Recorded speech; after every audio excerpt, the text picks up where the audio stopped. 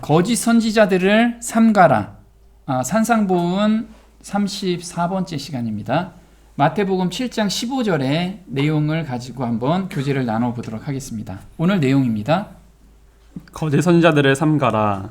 양의 옷을 입고 너희에게 나아오나 속에는 노략질하는 일이라. 네, 거짓 선지자들인데 이 거짓 선지자들을 삼가래요. 근데 왜 삼가라고 하냐면 양의 옷을 입고, 우리 양이면 굉장히 순하고 그 다음에 정말 도덕적으로 사는 사람, 그리고 법 없이도 사는 사람들이 이야기를 해요. 그리고 그와 같은 이야기를 합니다. 우리가 정직하게 살고, 그런데 그 안에는 뭐가 없어요? 생명이 없다라는 거예요. 생명이. 우리가 그거를 구분할 수 있는 믿음의 눈이 떠 있어야 돼요. 그래서 거짓 선지자는 넓은 문으로 들어가게 하는 기별을 전하는 자들이에요. 이게 구분할 때 우리가 지금 마태복음에서 마태복음 7장을 다 연결해서 거짓 선지자에 대한 이야기가 나옵니다. 우리가 남을 판단하지 말라. 자신의 들보를 먼저 빼라. 이 진리를 개 돼지에게 함부로 주지 말라. 구하라, 찾으라, 두드리라. 그리하면 너희에게 주실 것이다. 그럼 우리가 내가 남을 판단하는 마음을 내 스스로는 만들어낼 수가 없잖아요. 이것을 구하라는 거예요. 그럼 성령 하나님을 너희한테 주셔서 그 마음을 바꿔주시겠다는 거죠. 그리고 그러면 무엇이든지 남에게 대접을 받고자 하는 대로 너희도 대접하라. 이것이 율법이요 선지자다. 이 율법이요 선지자가 바로 우리가 지금 하나님을 믿노라고 하는 사람들은 이 마음으로 우리가 삶을 살아야 되고 이 마음으로 사람들을 대해야 된다는 거예요. 그런 사람만이 천국 백성이라는 거예요. 이런 걸 가리키는 사람이 누구라? 좁은 문으로 들어가라는 내용이라는 거예요. 그래서 내가 대접받고 싶은 대로 대접을 하라. 이것이 좁은 문에 대한 기별이라는 거죠. 그래서 이걸 이야기하고 나서 그러면 좁은 문에 대한 기별을 전하지 않는 사람들이 바로 거짓 선지자들이라는 거예요. 거짓 선지자. 그래서 우리가 남을 대접받고자 하는 대로 너희도 대접하라. 이 기별을 전하지 않는. 그럼 이 기별이 우리가 그래 내가 각오하고 다짐해서 불가능하다는 거죠. 우리가 마음을 받아야 된다는 거예요. 그래서 이 마음을 받는 것이 우리가 예수 그리스도의 의를 받는다라고 얘기하죠. 마음을 받는 것. 그래서 예수 그리스도의 의를 받는 기별을 전할 때 참 선지자고, 그러지 않은 건 아무리 도덕적으로 착하게 살아야 됩니다. 이웃에게 좋은 일을 해야 됩니다. 이게 다 거짓 기별이라는 거예요. 자, 그러면 무엇을 가르치는 자가 거짓 선지자인지. 아까 좁은 문의 가르침은 남에게 대접을 받고자 하는 대로 대접을 하라. 그럼 넓은 문은 어떤 건지 한번 보겠습니다. 사단의 가장 성공적인 전략 중에 하나는 사람들을 이끌어 작은 죄를 범하게 하고 작은 일에 죄를 범하는 것은 대수롭지 않게 생각하게 한다. 하지만 이 작은 죄들이 영혼의 경건 생활을 잠식하고 있다.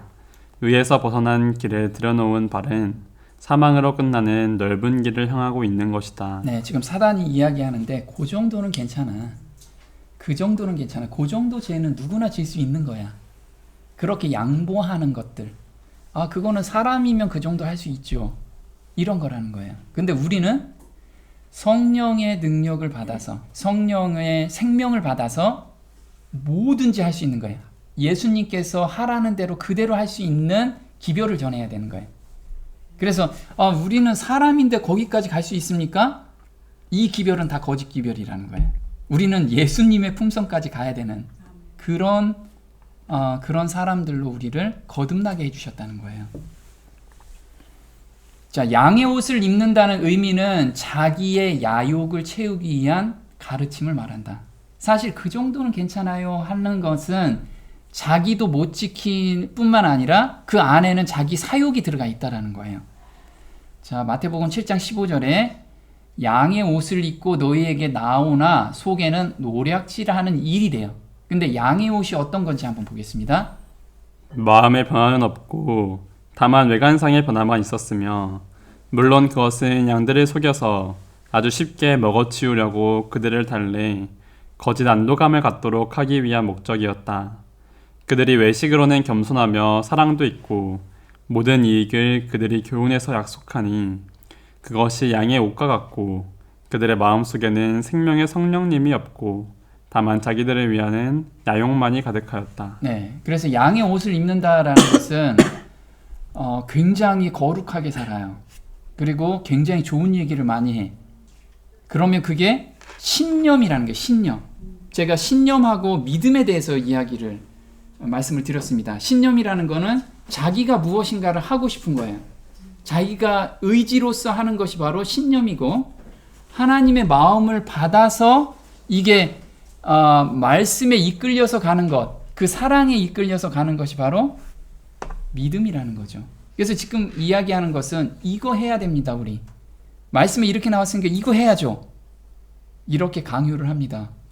이렇게 이야기도 하고요. 근데 그것이 다 양의 옷을 입고 있는 이야기라는 거예요. 자, 마지막 때 가장 큰 징조는 뭐냐면 거짓 선지자들이 많이 나타난다는 거예요. 한번 마태복음 24장 21절 한번 보겠습니다. 이는 그때 큰 환란이 있겠음이라. 창세로부터 지금까지 이런 환란이 없었고 후에도 없으리라. 그때 사람이 너희에게 말하되 보라 그리스도가 여기 있다. 혹 저기 있다 하여도 믿지 말라. 거짓 그리스도들과 거짓 선지자들이 일어나 큰 표적과 기사를 보이어 할 수만 있으면 택하신 자들도 미혹하게 하리라. 네, 지금 거짓 그리스도가 많이 있나요? 지금 우리들 보면 거짓 그리스도가 너무 많아요. 예수님의 권위와 이름과 능력을 도용하여 그 영광을 차지하려는 자들을 가리킨대요. 근데 얼마나 우리나라에는 거짓 그리스도가 많을까요? 네, 한겨레에서 조사해 보니까 하느님이 20명이나 되고요. 예수님이 50명이나 된대요. 근데 놀랍게도 이 기별에 사람들이 다 빠져 있다는 거예요. 얼마나요? 몇백만 명이 여기에 빠져 있어요. 우리는 막 웃지만 정말 희한해요. 지금 봐서 거짓 그리스도입니다. 내가 그리스도라, 내가 예수다 한 사람들이에요. 우리 JMS 정명석이라는 분 알죠? 이분은 신도가 10,000명밖에 안 돼요. 근데 통일교, 네, 통일교는 330만 명이 여기에 믿음을 가지고 있어요. 또 안상옹 하나님의 교회, 여긴 몇 명이나 될까요? 네, 여긴 350만 명이나 돼요. 요즘 많이 뜨고 있는 신천지, 네, 신천지는 31만 명밖에 안 돼요. 네, 아니, 공식 홈페이지에서 본 겁니다. 자, 여기에서 보면 거짓 그리스도, 내가 그리스도다라고 공식적으로 이야기하는데 사람들이 성경을 보지 않고 이 사람들의 기적과 이적을 보는 거예요. 안수하니까 낫고 뭐하니까 하고 이 기적을 보고 그냥 따라가는 거예요. 우리는 정말 말씀에서 굳건히 쓰지 않으면 앞으로는 더 큰 이적을 가지고 있는 거짓 그리스도가 나타날 거라는 거예요. 자, 거짓 선지자는 어떤 사람들인가요? 볼게요. 그릇된 영적 탁월성과 거짓 사수를 통해 자신의 메시지에 권위를 더하는 자를 가리킨다. 네, 자, 거짓 선지자들은 누구냐면 올바른 기별을 전하는 것 같아요. 그런데 여기에서 자기를 나타내는 거, 자기를 드러내고 그 다음에 남들한텐 기별이 없다. 오로지 나한테 기별이 있다. 이런 자들이 다 거짓 선지자들이에요. 기별은 맞는 것 같아. 우리가 맞는 성경을 정확하게 풀어줘요. 근데 본인만 맞다라고 하는 사람들은 다 거짓 선지자들이에요. 한번 보겠습니다. 주님께서는 각양각색의 재능들을 가진 목사들을 감동시켜 유업으로 맡기신 주님의 양들에게 적당한 꼴을 먹일 수 있게 하신다.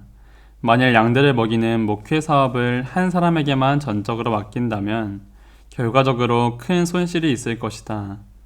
한 사람은 다른 사람의 약점을 보완할 수 있는 강한 점을 가지고 있다. 네, 하나님께서는 기별을 전할 때 하나님의 품성을 우리가 이해할 수 있도록 다양한 각도에서 경험한 목사들을 보내주신다는 거예요. 기별자들을. 한 사람한테 모든 기별을 절대 줄 수가 없다라는 거예요. 그렇게 받을 사람도 없고, 그래서 하나님의 그 품성을 이해하려면 여러 각도에서의 목사님들의 기별을 우리가 들어야 돼요. 그래야 우리가 정확하게 그 기별을 받고 하나님의 품성을 온전히 우리가 볼 수 있다라는 거예요. 그런데 거짓 기별자들은 나만 있어. 이게 나만 오라. 이런 것에 우리가 현혹되면 안 된다는 거예요. 그게 비록 맞는다라고 생각해도 올바르지 않다라는 거예요. 자, 거짓 그리스도는 어떻게 분별할 수 있는가? 자, 데살로니가전서 4장 16절엔 이렇게 나옵니다.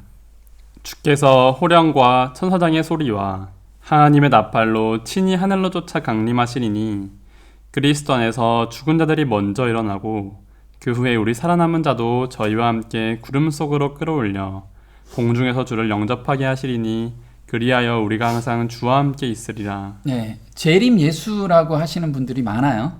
그런데 예수님이 재림하실 때는 발이 땅에 안 닿아요.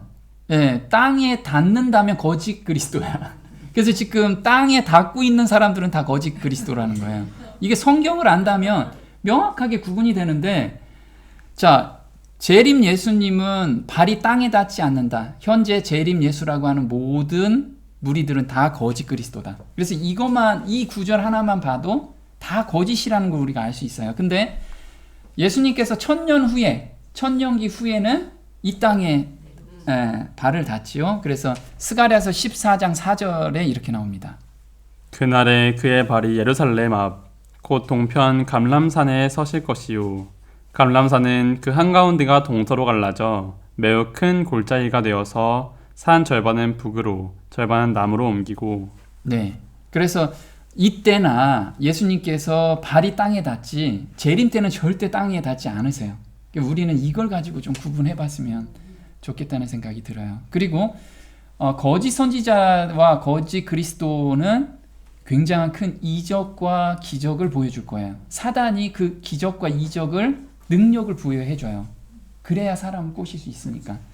근데 우리가 가장 많이 교회에 다니는 사람들 중에 하나가 병 고치기 위해서 교회에 갑니다.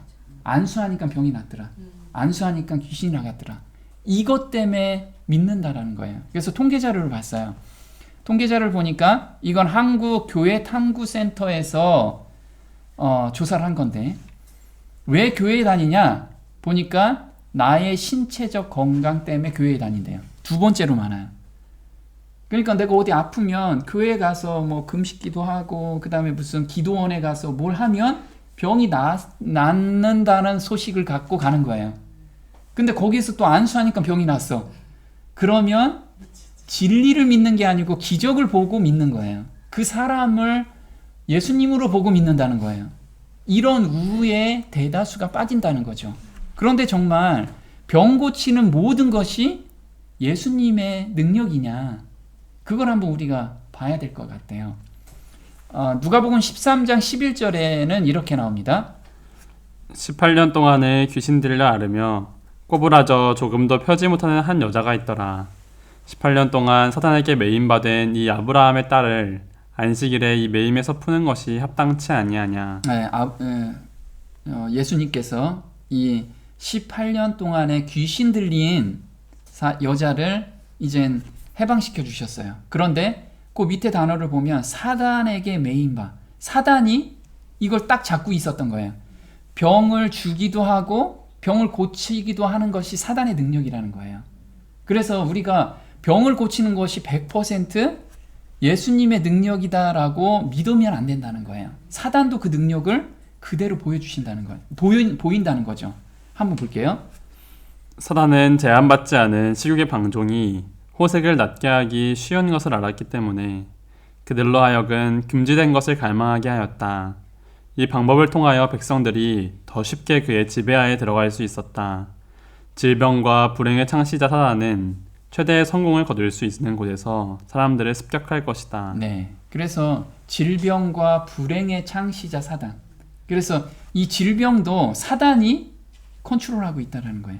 근데 그 컨트롤은 하나님의 허락하에, 허락하는 범위 내에서 그게 일어난다는 거예요. 그래서 만약에 내가 그리스도다 하고 요즘 안수하니까 막 낫다라고 하는데 그 사람의 삶을 봐야 된다는 거예요. 삶을 보지 않고 그 사람은 뒤에서 바람 피고 있고 뒤에서 뭐 엄청나게 문란한 생활을 하는데 안수하니까 병이 났어. 이게 정말 성령의 능력이냐? 이걸 우리가 분별할 수 있는 눈을 가지고 있어야 된다는 거예요. 또 보겠습니다. 사단은 자기의 목적을 이루기 위하여 어떤 사람들은 잘되고 번영하게 하며 어떤 사람들은 고통을 당하게 하여 사람들로 하여금 그들을 괴롭게 하는 분이 하나님이시라고 믿게 한다. 사단은 사람들에게 그들의 모든 질병을 고쳐줄 수 있는 위대한 의사인 것처럼 가장하지만 질병과 재난을 가져와서 마침내 인구가 많은 도시들을 파멸과 황폐 상태로 바뀌어지게 한다. 네, 사단은 결국은 모든 사람을 빨리 죽게 하는 것이 목적이에요. 그래야 하나님을 발견할 수 없잖아. 발견하기 전에 죽기를 원하는 게 사단인 거예요. 그래서 모든 질병과 이 재난 같은 것을 사단은 어떻게 하면 막 이걸 더 사람들한테 퍼볼까 생각을 하는 거예요. 그런데 내 모퉁이에서 바람을 쥐고 있는 내 천사가 있잖아요. 하나님께서 그걸 컨트롤하고 있는 것 뿐이라는 거예요.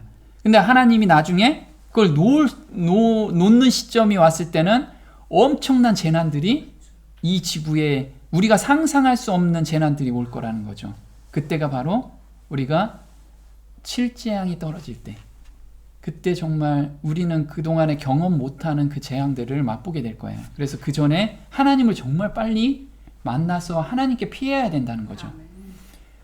자, 그럼 거짓 선지자 구분 방법은 무엇일까요? 이사야서 8장 20절에 이렇게 나옵니다.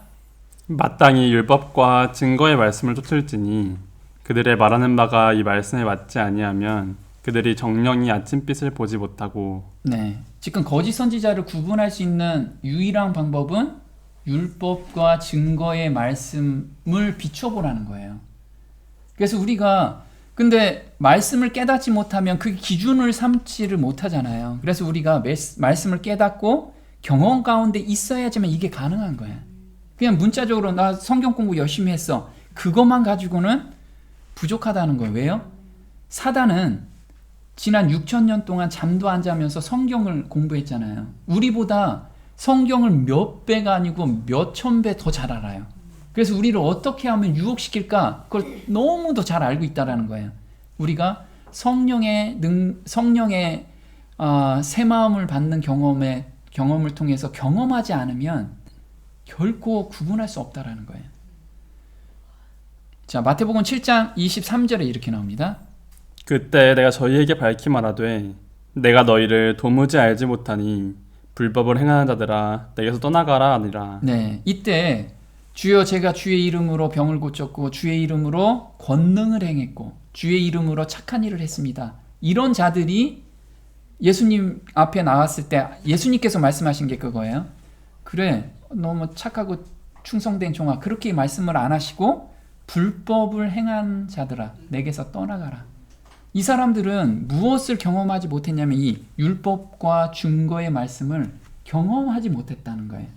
경험 가운데서 그 행동을 했어야 되는데 이론적으로만 행동하고 있었다는 거죠. 한번 볼게요. 그들의 품성의 결점들과 그들의 악하고 거룩하지 못한 마음을 가리우기 위하여 의의 옷을 입고 있기 때문에 사기꾼들이다. 사단은 그의 속임수를 써서 그를 조력하고 있는 사람들에게 그의 능력을 준다. 그러므로 하나님의 큰 능력을 가졌노라고 주장하는 사람들은 위대한 탐지기인 여호와의 율법에 의해서만 식별이 가능하다. 네. 그래서 이 사람들은 품성은 변화가 없는데 능력만 받은 거예요. 능력으로 자기가 하나님을 믿는구나, 예수님을 믿는구나, 이 확신을 갖고 간 거죠. 그게 바로 신념이었다. 신념. 그래서 내가 보니까 안수하니까 낫어요. 내가 진짜 예수님을 믿고 있구나. 이렇게 생각하고 있다는 거예요.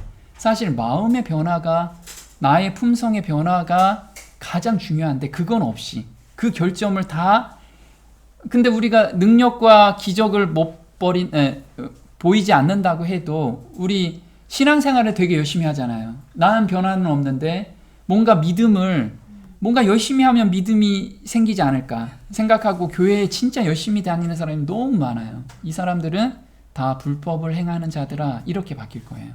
마음 변화 없이 신앙생활을 하는 사람들은요.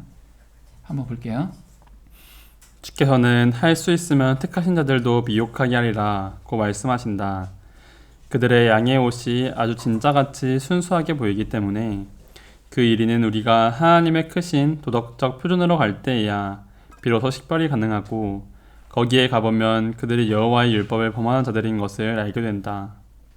보면 진짜 양의 옷이 아주 진짜같이 순수하게 보이기 때문에, 그리고 그 사람들을 보면 도덕적 표준으로 갈 때는 하나님의 도덕적 표준일 때는 표가 나는데 사람의 도덕적 표준으로 가면 표가 하나도 안 나는 거예요. 사람이 볼 때는 너무 정직하게 살고 너무 도덕적으로 살거든. 그게 양의 옷을 입었다라는 거예요. 그래서 정말 우리는 이 새 마음을 받는 경험 가운데서 기준이 생기지 않으면 아무도 겉으로는 구분할 수 없다라는 거예요. 요즘 유튜브에서 정말 선한 목자들 되게 많죠. 설교도 진짜 잘하는 목자들 되게 많아요. 근데 구분 진짜 잘해야 돼요. 정말 그런 분들이 이런 변화 가운데 있는 가운데서 설교를 하고 있는지. 자, 그러면 우리가 참 선지자인지 구분하는 방법이에요. 첫 번째는 예수님의 인성 문제가 우리가 정확히 정리가 돼 있어야 돼요. 자, 요한일서 4장 1절입니다. 사랑하는 자들아, 영을 다 믿지 말고 오직 영들이 하나님께 속하였나 시험하라. 많은 거짓 선지자가 세상에 나왔음이니라. 하나님의 영은 이것으로 알지니 곧 예수 그리스도께서 육체로 오신 것을 시인하는 영마다 하나님께 속한 것이요. 네, 지금 영을 다 믿지 말래요. 근데 그 영 중에 구분하는 게 예수님께서 육체로, 우리와 같은 육체로 오셨다라는 것을 부인하는 사람들이 있다는 거예요. 예수님은 영으로 오셨어 라고 하는 사람들이 많고, 우리와 다른 육체로 오셨어 이렇게 가르치는 사람들도 많다라는 거예요. 한번 보겠습니다. 4,000년간 인류는 체력과 정신적 능력 그리고 도덕적 가치가 퇴보되어 왔다. 그리고 그리스도께서는 퇴보된 인류의 연약함을 취하셨다. 이렇게 하심으로써만 그는 인류를 쇠퇴의 깊은 구렁에서 구출하실 수 있으셨다. 많은 사람은 그리스도께서 시험에 정복당하는 것은 불가능했다고 주장한다. 그렇다면 그리스도께서는 아담의 처지에 서지 못하셨을 것이며 아담이 얻지 못한 승리를 얻을 수 없으셨을 것이다. 네, 그래서 예수님께서는 하나님의 아들로 오셨기 때문에 유혹을 받지도 않으셨고 넘어갈 가능성도 불가능했다. 이런 가르침은 다 거짓 선지자들의 가르침이라는 거예요. 예수님께서는 우리와 똑같은 몸으로 오셔서 똑같은 시험을 받으셨지만 죄는 하나도 없으셨다는 거예요. 그렇게 완성한 의를 우리한테 주신다는 거죠. 또 보겠습니다. 만일 우리가 어떤 점으로든지 그리스도께서 당하신 것보다 더 혹심한 투쟁을 당한다면 그는 우리를 도우실 수 없을 것이다. 그러나 우리 구주께서는 온갖 연약성을 지닌 인성을 취하셨다. 그는 시험에 굴복할 가능성을 가진 인성을 취하셨다. 우리는 그가 당하지 않은 것들을 하나도 지을 것이 없다. 네, 그래서 예수님께서는 우리가 당하지 않는 어떤 시험이라도 시험이 없었다면 우리의 모본이 될 수가 없잖아요. 그런데 예수님은 신성과 인성이 함께 가지고 계신 분이에요. 우리와 똑같다고 하지만 신성과 인성이 있으시기 때문에 이건 굉장히 오묘해요. 그래서 그 오묘를 우리가 다 이해하기는 영원의 시간이 필요하기 때문에 이게 무 자르듯이 이렇다 저렇다 할 수가 있는 것도 아니라는 거예요. 그래서 우리는 계속 연구 대상이라는 거죠. 이 부분이. 근데 우리가 겪는 모든 것을 다 경험을 하신 분이라는 건 우리가 확실히 믿는다는 거죠. 자, 영을 다 믿지 말고 요즘은 다른 영들이 활동하는 것을 다 지금 따라가고 있어요. 그게 뭘까요? 바로 방언이라는 거죠. 다른 영의 활동인데 지금 방언을 체험한 복음주의 교인이 25%나 된대요. 25%는 10명 중에 몇 명이죠? 2.5명. 2.5명. 25%죠. 한번 계시록 16장 14절입니다. 저희는 귀신의 영이라 이적을 행하여 온 천하 임금들에게 가서 하나님 곧 전능하신 이의 큰 날의 전쟁을 위하여 그들을 모으더라. 네, 이들은 무슨 영이요? 귀신의 영이라는 거예요. 사단이 준 영에 지금 잡혀 있는 사람들이 너무 많다는 거예요. 계시록 13장 13절입니다. 큰 이적을 행하되 심지어 사람들 앞에서 불이 하늘로부터 땅에 내려오게 하고 짐승 앞에서 받은 바 이적을 행함으로 땅에 거하는 자들을 미혹하여. 네, 여기서 불이 하늘로부터 땅에 내려오게 하고 실제로 내려오기도 하지만 불이라는 걸 우리가 성령이라고 이야기를 해요. 근데 다른 불이 내려온다는 게 다른 불 우리가 뭐예요? 우리 방언할 때 다른 불들이 다 내려와서 정말 이상한 소리를 내고 있습니다. 보겠습니다. 어떤 사람들은 성령의 은사들에 관하여 할 말이 많고 때로는 그것을 특별히 사용한다. 그들은 흥분적인 감정에 자신을 맡기고 그들이 방언의 선물이라고 부르는 알아들을 수 없는 소리를 한다. 그러면 어떤 부류의 사람들은 이 이상한 현시에 매료되는 것처럼 보인다. 이상한 영이 이런 부류의 사람들을 지배하게 된다. 네, 이상한 영이 그 방언을 따라하는 사람들의 생각을 딱 지배한다는 거예요. 근데 요즘 주변의 교회에 가면 방언을 해야지만 무엇을 경험해요? 네, 성령을 경험했다라고 이야기를 해요. 방언을 해야지만. 근데 이게 은사주의 사상으로 엄청나게 지금 퍼쳐나가고 있는데 몇 명이나 얼마나 많은 사람들이 여기에 지금 현혹되어 있을까요? 네, 지금 이게 우리 세계적으로는 5억이 넘는 사람들이 방언을 통해서 기독교로 개종을 하고 있어요. 왜? 방언을 하면 뭔가 경험한 것 같거든. 신비한. 근데 사실 하나님께서는 이 마음의 변화를 원하시는 거지 어떤 능력을 받아서 내가 뭔가 획가닥 하는 그걸 원하시는 건 아니라는 거예요. 근데 우리는 그걸 원하고 있다라는 거예요. 사람들은. 자, 참 선지자인지 구별하는 두 번째 방법은 성경의 가르침과 일치한 복음이어야 된다는 거예요. 복음을 전할 때 우린 정직하게 살아야 돼요. 이웃을 도와야 돼요. 이것도 굉장히 좋은 가르침이죠. 그런데 그것만 가르치면 거짓 기별자라는 거예요. 네, 참 복음을 전해야 돼요. 어떤 복음이냐? 우리가 보면 갈라디아서 1장 8절에 참 복음에 대해서 이야기를 해요. 그러나 우리나 혹 하늘로부터 온 천사라도 우리가 너희에게 전한 복음 외에 다른 복음을 전하면 저주를 받을지어다. 우리가 전에 말하였거니와 내가 지금 다시 말하노니 만일 누구든지 너희의 받은 것 외에 다른 복음을 전하면 저주를 받을지어다. 네, 바울 형제가 전한 복음이 뭘까요? 이게 참 복음인데 전한 복음이 바로 빌립보서 3장 9절입니다. 내가 가진 은은 율법에서 난 것이 아니요 오직 그리스도를 믿음으로 말미암은 것이니 곧 믿음으로 하나님께로서 나느라. 네, 그래서 바울 형제가 전한 복음은 바로 믿음으로 말미암는 의에 대한 기별을 전한 거예요. 믿음으로 말미암는 의의 기별. 그 믿음으로 말미암는 의의 기별은 어떤 건가요? 나의 모든 죄된 마음을 하나님께 드리고 예수님의 마음을 받는 것이 믿음으로 말미암는 의의 기별이라는 거예요. 그래서 의를 받아라. 이거는 뭐냐면 예수님의 마음을 받으라 라는 이야기를 전해야 된다는 거예요. 그래서 스스로 내가 그 경험 가운데 들어가 있을 때 전할 수 있다는 거죠. 그래서 요엘서 2장 23절에는 그가 너희를 위하여 비를 내리시되 이른 비를 너희에게 적당하게 주시리니 이른 비와 늦은 비가 예전과 같을 것이라. 마지막 때 하나님께서 의의 기별을 전할 사람들을 보내주신다는 거예요. 이게 거짓 기별자하고 참 기별자의 구분 잣대가 된다는 거예요. 자, 이른 비라는 거는 원어로는 모래라고 해요. 그래서 교사, 가르치는 자라는 거죠. 이게 잠언 5장 13절에는 내 선생, 이 선생이라는 단어가 모래라는 단어예요.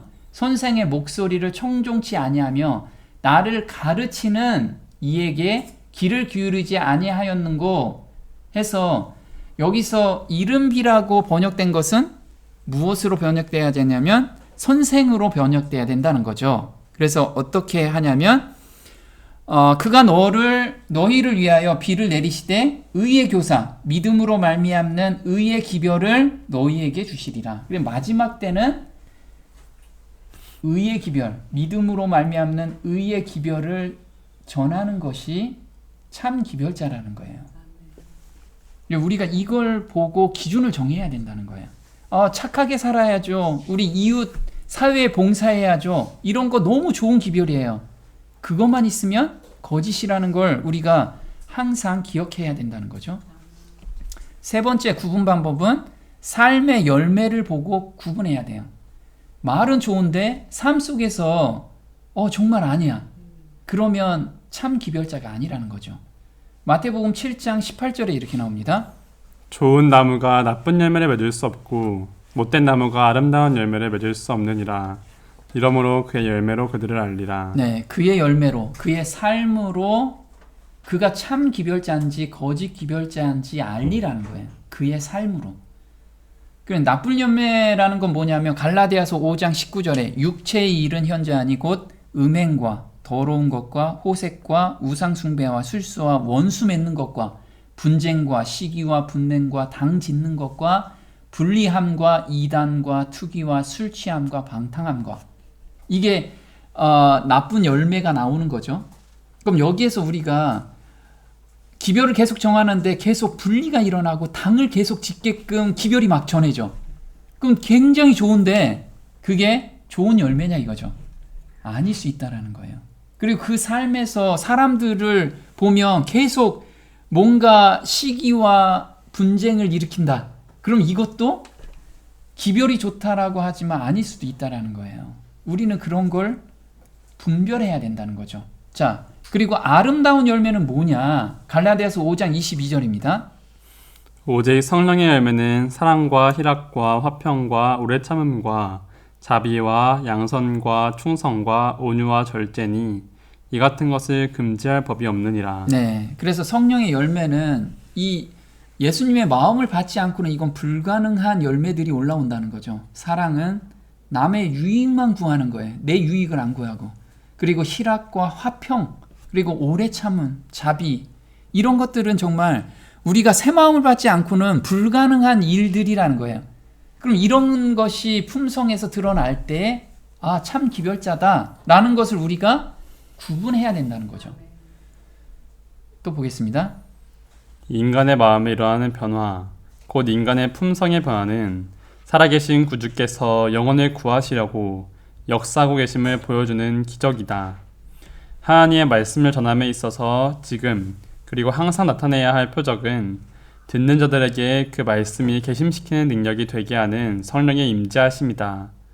이것이 곧 하나님께서 당신의 아들의 거룩한 사명에 대하여 세상에 제시하시는 증거이다. 네, 그래서 세상에 제시하는 증거, 우리한테 주신 사명과 우리와 함께하고 계시다는 그 증거는 무엇이냐면 품성이 변화되는 거. 근데 먼저 본인의 품성이 변화되고 그 품성이 증거가 될 때 상대방도 변화가 된다는 거죠. 이게 기적 중의 기적이라는 거예요. 우리는 이런 가운데 들어가는 기별을 쫓아가야 돼요. 자, 하나님의 삼위일체하고 사단의 삼위일체가 있어요. 하나님의 삼위일체는 뭘까요? 성부 하나님, 성자 하나님, 성령 하나님이죠. 그러면 사단의 삼위일체는 사탄이 있고 짐승이 있어요. 교환권이 있고 그 다음에 거짓 선지자, 타락한 개신교. 이게 사탄의 삼위일체예요. 우리가 잘 기억해야 돼요. 한번 보겠습니다. 계시록 16장 13절이에요. 또 내가 보매 개구리 같은 새 더러운 영이 용의 입과 짐승의 입과 거짓 선지자의 입에서 나오니 저희는 귀신의 영이라. 이적을 행하여 온 천하 임금들에게 가서 하나님 곧 전능하신 이의 큰 날에 전쟁을 위하여 그들을 모으더라. 보면 새 더러운 영이래요. 이게 용의 입, 짐승의 입, 거짓 선지자의 입에서 나온대요. 그래서 사단의 삼위일체는 한 정신을 가지고 지금 이 세 무리가 똘똘 뭉쳐서 우리를 지금 유혹하고 있다라는 거예요. 자, 이분 뭐냐면 거짓 진리를 모든 사람의 생각을 사로잡는 거예요. 거짓 진리로. 근데 그 거짓 진리가 거짓 선지자만 활동하는 게 아니고 사단이 그걸 능력을 주어서 그걸 하는 거예요. 그래서 설득력이 너무 좋은 사람들 되게 많죠. 혹해 그냥. 들으면 그냥 혹하는 그런 것들은 정말 사단이 그런 능력을 준 거예요. 우린 거기에 혹하면 안 돼요. 자, 그래서 짐승의 입은 어떤 건지 볼게요. 계시록 13장 5절입니다. 또 짐승이 큰 말과 참람된 말하는 입을 받고 또 42달 일하는 권세를 받으니라. 짐승이 입을 벌려 하나님을 향하여 회방하되 그의 이름과 그의 장막 곧 하늘에 거하는 자들을 회방하더라. 네, 짐승의 입. 아까 짐승을 누구라고 했죠? 교환권이라고 했어요. 그런데 교환권이 무엇이라고 얘기하냐면 참남된 말을 한다고 그랬어요. 자, 참남되다라는 것은 요한복음 10장 33절에 자칭 하나님이다. 내가 이야기할 때 하나님이다 라고 이야기하는 것이 참남되다. 그리고 내가 죄를 사한다. 이것이 참남되다라는 뜻이라는 거죠. 근데 요즘 그렇게 얘기하는 무리가 있죠. 성경은 교황을 하나님이라고 부르는 것을 지지한다. 그래서 이게 카톨릭 사이트에서 가져온 거예요. 뭐라고 써 있는 거냐면 성경이 교황을 하나님이라고 부르는 것을 지지하는 내용을 이렇게 올렸어요. 성경에서 그대로. 그래서 나는 하나님이야 라고 이야기를 해요. 그래서 교황을 뭐라고 해요? Holy Father. 나는 하나님이야. 지금 하나님이라고 다 쓰는 거예요. Holy Father라고.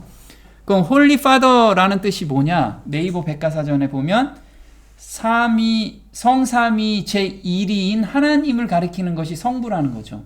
근데 그 바로 밑에 뭐라고 써 있어요? 교황을 대면에 부를 때 쓰는 호칭. 이 대놓고 그냥 나 하나님이야. 성경도 그렇게 이야기하고 있어. 그럼 이게 우리가 이런 이야기를 하고 있는데 모든 사람은 거기에 그냥 따라가고 있다 이거죠. 왜요? 양의 탈을 쓰고 정말 좋은 얘기 하거든. 우리 평화롭게 살아야 됩니다. 전쟁하면 안 됩니다. 그리고 그 어려운 사람들 도와야 됩니다. 근데 그 안에 뭐가 없어요? 그 안에 성령이 없다라는 게 성령. 성령께서 마음의 변화되는 그런 부분은 없이 겉으로 포장하는 거. 근데 모든 사람은 다 그거로 미혹되고 있다라는 거예요. 그래서 하나님의 성전에 앉아 자기를 보여 하나님이라고 하느니라. 데살로니가 후서 2장 4절이에요. 마음의 성소에서 자기가 하나님이라는 걸 자리 잡고 있는 거예요. 엄청나게 많은 사람들이 그렇게 따라가고 있잖아요. 자, 거짓 선지자들의 역할은 무엇이냐면 음행의 포도주에 취하게 하는 것이 거짓 선지자들이에요. 음행의 포도주가 무엇인지, 자, 거짓 선지자의 입에 대해서 한번 보겠습니다. 계시록 17장 1절이에요. 많은 물 위에 앉은 큰 음녀에 받을 심판을 내게 보이리라. 땅의 임금들도 그로 더불어 음행하였고 땅에 거하는 자들도 그 음행의 포도주에 취하였다. 네, 땅에 거하는 자들도 그 음행의 포도주에 취하였다. 그래서 음행의 포도주에 취하고 있어요. 근데 많은 문이라는 건 뭐냐면 계시록 17장 15절에 음녀에 앉은 물은 백성과 무리와 열국과 방언들이래요. 그런데 땅에 거하는 자, 나는 그래도 하늘에 거하지. 나는 복음을 좀 알고 있으니까. 그렇게 생각하죠. 근데 땅에 거하는 자들이라는 건 한번 정확하게 보면 마태복음 24장 48절에 이런 자가 땅에 거하는 자예요. 내가 지금 땅에 거하는 자인지 오늘 한번 정확하게 자기를 돌아봤으면 좋겠다는 거죠. 보겠습니다. 만일 그 악한 종이 마음을 생각하기를 주인이 더디오리라 하여 동무들을 때리며 술 친구들로 더불어 먹고 마시게 되면 생각지 않을 날 알지 못하는 시간에 그 종의 주인이 이르러. 네, 자, 악한 종인데 땅에 거하는 자예요. 자, 땅에 거하는 자는 어떤 생각을 하고 있냐면 주인이 더디 오리라. 근데 우리는 예수님 재림 곧 오실 것 같아. 그리고 우리가 얘기도 하잖아요. 곧 오실 겁니다. 그런데 마음으로는 뭐 한 50년 후에 오실 거야. 지난번에도 오신다고 했는데 안 오셨고 앞으로도 안 오실 거야. 그런데 말로는 곧 오실 거야. 근데 행동으로는 이 세상에서 말뚝박을처럼 그냥 그렇게 사는 삶, 그것이 땅에 거하는 자라는 거죠. 한번 볼게요. 마음속으로 주인이 더디오리라고 말한 종은 그리스도를 기다리노라고 공언했다. 그는 마음으로는 사탄에게 굴복했음에도 불구하고 겉으로는 하나님의 사업에 헌신한 종이었다. 그는 조롱하는 자처럼 진리를 공공연하게 부인하지는 않을지라도 그의 생애를 통하여 주님이 더디오리라는 마음속의 감정을 나타낸다. 네. 그래서 우리가 지금 해야 될 일은 나의 죄된 마음을 온전히 드리는 그 삶을 오늘 가져야 돼요. 근데 좀 시간이 좀 있지. 그러면서 그걸 게을리하는 자들이 땅에 거하는 자들이라는 거예요. 내가 무엇을 안 바치고 저 집 없어요. 저 다 바쳤어요. 이게 아니고 마음에서 정말 오늘 성령 하나님께서 각 개인한테 버리라고 하는 죄들이 있어요. 그걸 그 즉시 버리는 사람들이 예수님의 재림을 기다리고 있는 사람들이에요. 이걸 계속해서 루즈하게 내가 요 정도는 괜찮아. 내가 지난 시간에도 성령 하나님께서 그 응어리진 형제나 자매 또는 응어리진 어떤 사람들한테 빨리 풀어라는 음성을 들려주시는데 그건 좀 나중에 할게요. 이런 사람들이 게으른 사람이라. 땅에 거하는 자들. 하나님께서 빨리 얘기할 때 그 즉시 우리는 실행해야 돼요. 그 즉시. 한번 보겠습니다. 그는 세상의 처세훈을 받아들여 그 습관과 관습을 따른다. 이기심, 세상의 자랑, 야망 등이 지배적이다. 그의 형제들이 자기보다 더 높은 위치에 설까 두려워서 그는 그들의 활동을 헐뜯고 그들의 동기를 비난하기 시작한다. 그리하여 그는 그의 동료 종들을 때린다. 그가 하나님의 백성들과 분리됨에 따라 그는 점점 더 경건하지 않은 자들과 연합한다. 그는 술 친구들로 더불어 먹고 마시며 세상 사람들과 연합하고 그들의 정신에 동참하고 있음이 나타난다. 네. 그래서 이 형제들은 교회에 왜 이렇게 서로 알력이 있고 그 다음에 분열이 있고 그런 이유가 뭐냐면 예수님이 앞으로 100년 후에 올 거라고 생각하기 때문에. 만약에 예수님이 일주일 후에 오실 거라고 믿는다면 응어리진 모든 것을 해결할 거야. 지금 그 마음으로 살으라는 거예요. 그게 깨어있는 자고 하늘에 거하는 자라는 거예요. 자, 음행의 포도주란 무엇인가? 예레미야서 51장 7절에는 바벨론은 여호와의 수중에 온 세계로 취케하는 금잔이라 열방이 그 포도주를 마시고 인하여 미쳤도다. 미치게 하는 것이 포도주예요. 근데 미치게 하는 게 무엇인지 계시록 17장 4절에는 이렇게 나옵니다. 그 여자는 자줏빛과 붉은빛 옷을 입고 금과 보석과 진주로 꾸미고 손에 금잔을 가졌는데 가증한 물건과 그의 음행에 더러운 것들이 가득하더라. 음행에 더러운 것들이 가득하대요. 음행에 더러운 것. 음행한다는 거는 우리가 여인이잖아요. 예수님과 결혼할 여인. 근데 예수님과 결혼하지 않고 세상과 결혼한 그런 자를 음행이라고 해요. 예수님도 믿고 세상도 믿고 양다리 거친 자도 마찬가지라 이거죠. 근데 이것은 겉으로 보기엔 교회이고 예수님의 이름을 부르는데 그 가르침은 사람을 취하게 만드는 포도주, 거짓 복음, 오류가 섞인 교리가 들어있다는 것이다. 이런 교회의 형편을 가리켜서 바벨론이라고 한다.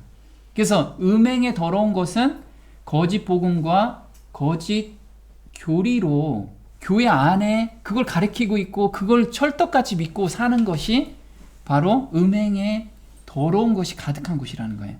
그럼 우리가 누구의 거짓 교리를 따르고 있느냐 이걸 봐야 돼요. 자, 계시록 17장 5절에 이렇게 나옵니다.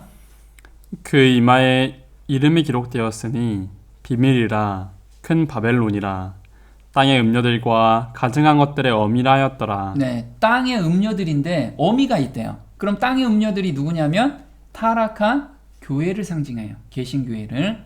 음녀의 딸들은 그 음녀의 교리와 전통을 그대로 이어받고 그 음녀의 모본을 따라 세상과의 불법적 인연을 맺기 위하여 하나님의 진리와 그분께서 인정하시는 바를 희생하는 그런 모든 교회를 상징한다. 그럼 어미는 누굴까요? 어미를 따라서 하는 거니까 어미의 교리. 자, 어미의 교리 한번 보겠습니다. 천주교는 자신 스스로를 어머니 교회라고 부른다. 추기경 레싱거는 전세 감독들에게 보내는 교서에 쓰기를 한 가지 분명하게 해야 할 사실은 단 하나의 거룩한 교회는 교회인 천주교는 다른 사도교회들과 자매가 아니다. 천주교는 모든 교회의 어머니이다. 네, 천주교가 모든 교회의 어머니래요. 왜냐하면 천주교 교리를 다 따라하기 때문에. 그럼 거짓 교리가 어떤 건지, 음행의 포도주, 이게 무엇인지 우리가 예전에 한번 공부했습니다. 첫 번째, 영혼 불멸설. 영혼은 영원히 지옥불에서 100만 년 타고 여기에서 1000만 년 타고 이렇게 산다는 거예요. 이 교리가 사람들을 두려워하면서 교회를 나오게끔 하는 거, 이게 천주교에서 나온 교리라는 거죠. 또 영원 지옥설, 또 방언, 또 일요일 신성설, 또 7년 대환란, 우리 비밀 휴거, 그리고 한 번 구원은 영원한 구원. 이거에 대한 것이 어디에서부터 출발했냐면 천주교 교리에서부터 개신교로 다 넘어왔다라는 거예요. 근데 그게 다 옳은 진리라고 사람들이 철떡같이 믿고 있다라는 거예요. 이것을 우리는 이게 잘못됐다라는 것을 우리가 전해야 될 사명을 받은 사람들이라는 거예요. 우리가. 자, 지금 사단이 지구에 있는 사람들을 다 쇠사슬로 묶고 있습니다. 거짓 선지자들의 마음과 기별을 좋아하는 사람들의 마음을 사로잡고 있어요. 그러니까 거짓 선지자들의 기별을 좋아하는 사람의 마음을 이렇게 다 잡고 있다라는 거예요. 한번 보겠습니다. 데살로니가 후서 2장 9절입니다. 악한 자의 맘은 사단의 역사를 따라 모든 능력과 표적과 거짓 기적과 불의의 모든 속임으로 멸망한 자들에게 임하리니 이는 저희가 진리의 사랑을 받지 아니하여 구원함을 얻지 못함이니라. 이러므로 하나님이 유혹을 저희 가운데 역사하게 하사 거짓 것을 믿게 하심은 진리를 믿지 않고 불의를 좋아하는 모든 자로 심판을 받게 하려 하심이니라. 네, 이렇게 악한 자의 임함은 모든 능력과 표적과 거짓 기적을 다 보여줘요.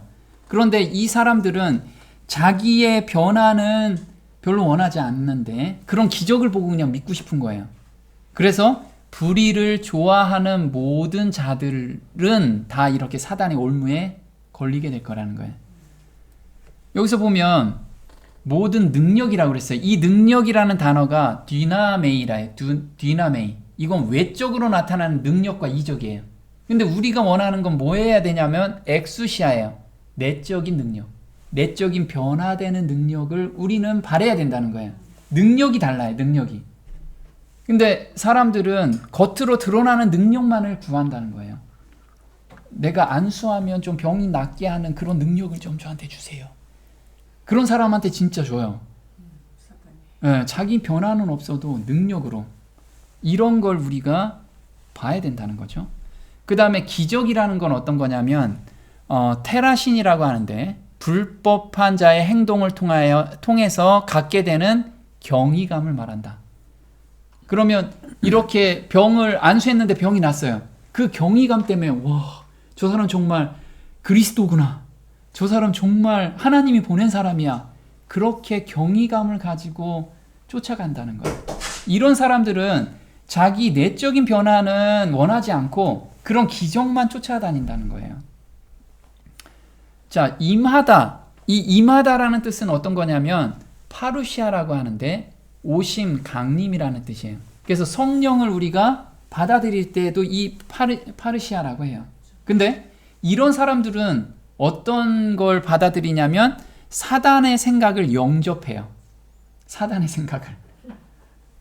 근데 사람들은 이 넓은 길로 가기를 다들 원하기 때문에 자기의 변화는 원하지 않고 그냥 외부에서 오는 것만 원해요. 이런 사람들이 정말 사단에 사로잡혀 있는 사람이고 우리도 언제든지 사로잡힐 수 있다는 거예요. 이거를 항상 경계로 삶을 살아야 된다는 거죠. 네, 오늘 여기까지 하겠습니다.